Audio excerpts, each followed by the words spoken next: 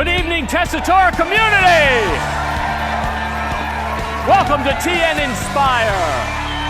The phrase, youth is wasted on the young, has been attributed to two 19th century British playwrights, Oscar Wilde and George Bernard Shaw. These days, I don't believe that phrase.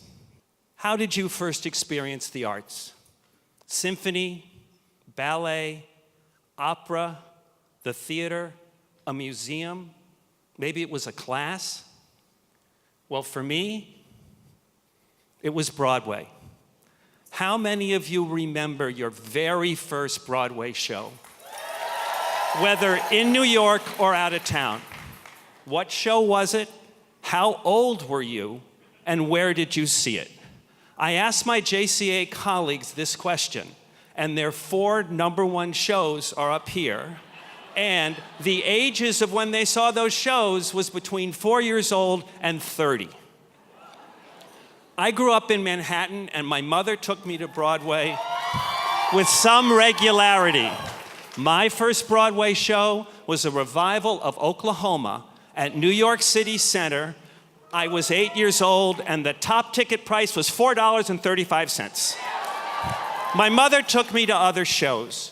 No respect to Bette Midler, but my dollies were Carol Channing and Pearl Bailey, with Pearl Bailey leading the first ever all African-American cast in a Broadway show. When I was 14, a friend of mine and myself went to see Hair. You may remember that Hair had 4 #1 songs in it. My 14-year-old self remembers the nude scene at the end of the first act, and that Broadway could be pretty cool. My first job in the arts was marketing director of the Schubert Organization. Nicholas Nickleby was the first $100 ticket, and to this day, I am disappointed that Schubert's Dreamgirls did not win the Tony for Best Musical. Okay, time to pay it forward and bring our children to Broadway.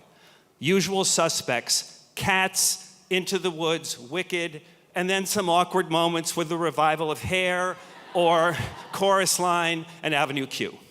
Our son Josh is not an arts guy, he's a sports guy. But he was in 2 musicals when he was in high school, one of which was the very worst production of Les Miserables ever. He did get off the ball field and to Broadway via Stephen Sondheim. Pacific Overtures was his first show, and when he was in college, he took an American Sign Language class and translated The Tale of Sweeney Todd. Okay. I managed to share the Broadway gene with my daughter, Maddie. When Maddie was in high school and a teenager, there were few things we could agree on except our love for listening to Broadway cast recordings. One day, I surprised her with the CD of Spring Awakening. As you know, there's a song in Spring Awakening which the CD says is called Totally Effed. Maddie heard that song, could not believe her ears, and insisted we go see the show. Whom do you think is the most valuable ticket buyer? The single ticket buyer who pays full price, or the subscriber who pays a discount and sees more shows? Hang on to that thought for a moment. Okay, back to Broadway. Raise your hand if you've seen Wicked. I saw Wicked sitting behind a 6 or 7-year-old girl. For the first act of Wicked, which feels like it's about a week and a half long, she's sitting there really polite, enjoying every moment of the show until she realizes it's time for Defying Gravity. At that point, she closes her eyes, leaps out of her seat, and proceeds to sing along with Elphaba at the top of her voice, note for the end of the song. So back to our conundrum of the most valuable ticket buyer.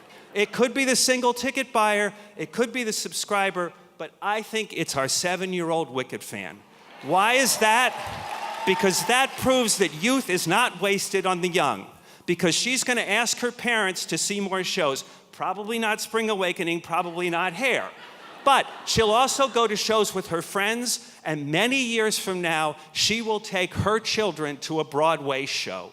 Just like we did with our kids, just like my mother did with me, except there's no way the top price is going to be $4.35. Thank you for indulging me my passion for Broadway. And And a special thank you to Thomas McGatt of New York City Center, who found those posters of Oklahoma, my first Broadway musical. If you want to talk Broadway,